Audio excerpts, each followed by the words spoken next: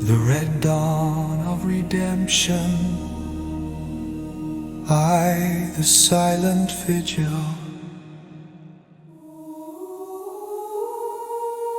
in the quiet embrace of twilight, before the world stirred, a Byzantine knight knelt upon the dew-kissed earth.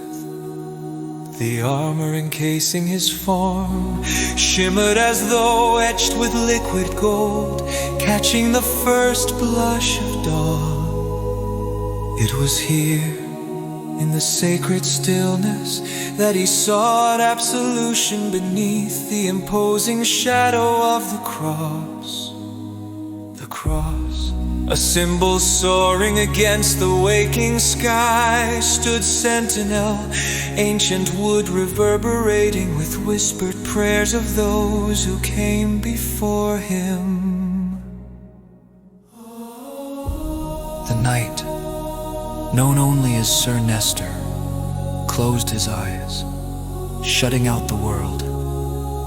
In the darkness behind his lids, he could still sense the crimson light bleeding into the horizon, a reminder of tasks both grievous and holy lying ahead. His breath mingled with the cool air, forming ephemeral clouds that ascended like unspoken confessions.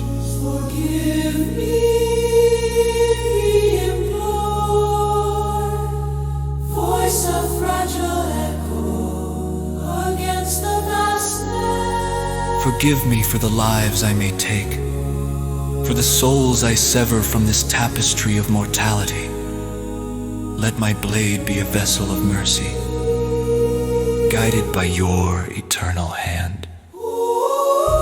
The air around him hummed with an ineffable energy, as if his penance reached celestial ears. A gentle breeze stirred, rustling through the olive trees that adorned the hill crest, their leaves whispering secrets of the divine. Nestor drew strength from this symphony of nature, a reminder of the world's enduring beauty. With dawn's arrival, the world awakened, and so too did Sir Nestor's resolve. Rising from his vigil, he turned toward the encampment below, where the life of the contingent hummed to life. Tents fluttered in the brisk morning air, a patchwork of banners casting shifting shadows on the ground. The scent of wood smoke and simmering pottage curled around him, grounding him in the earthly reality of the day. He walked through the camp, receiving nods of respect and whispers of encouragement from fellow knights and squires. There was a camaraderie here, a shared understanding that each bore the weight of their own burdens, yet also the collective hope for a brighter dawn. Sir Nestor paused at the sight of a young squire struggling with his armor. The boy's features a reflection of courage mingled with fear. Nestor crossed to him, offering a steady hand. "The dawn offers us renewal," he said, his voice a steadfast reassurance.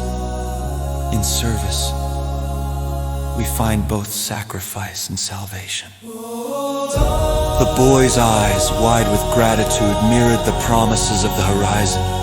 With a nod, Sir Nestor moved on, his own heart buoyed by the belief that the acts of men held a spark of divinity.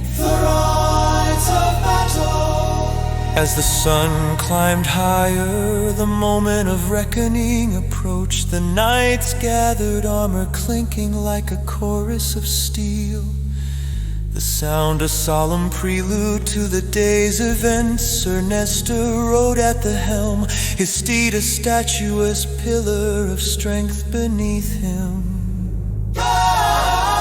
The landscape stretched before them, a tapestry of greens and golds interrupted only by the threatening storm of an opposing force, a field of destiny, of lives poised on the precipice of change. Nestor inhaled deeply, the air thick with the scent of earth and the metallic tang of anticipation. Amidst the ferocity of battle, chaos unfolded, a dance of sword and shield of lethal beauty. Sir Nestor, fought with the grace of conviction, his blade an extension of will, each stroke measured not by anger but by necessity, faces blurred into shadows as the rhythm of combat enveloped him. A relentless tide against the shores of his conscience. Yet within the clamor, there was a moment, brief but poignant, when time seemed to still in that heartbeat. He saw the face of an adversary, not unlike his own, etched with the lines of devotion and duty, a shared reflection in the mirror of fate, bound by the same prayer for redemption.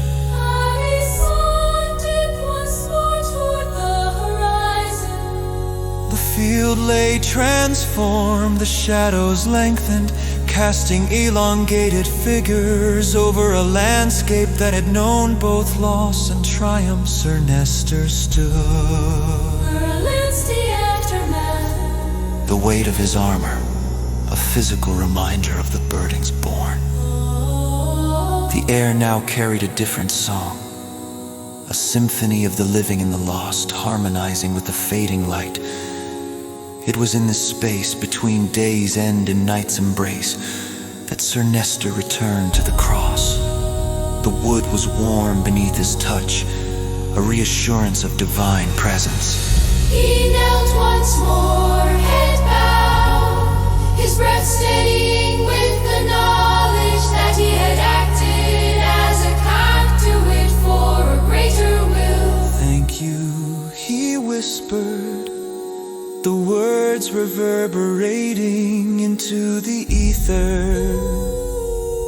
For every dawn that renews, for every chance to restore what has been broken. Above, the stars began to twinkle into view, luminous against the inky sky. Sir Nestor raised his head, meeting the heavens with a gaze that held both gratitude and aspiration. In that moment, he felt the embrace of forgiveness, a balm as tangible as the gentle touch of a spring breeze. And so, beneath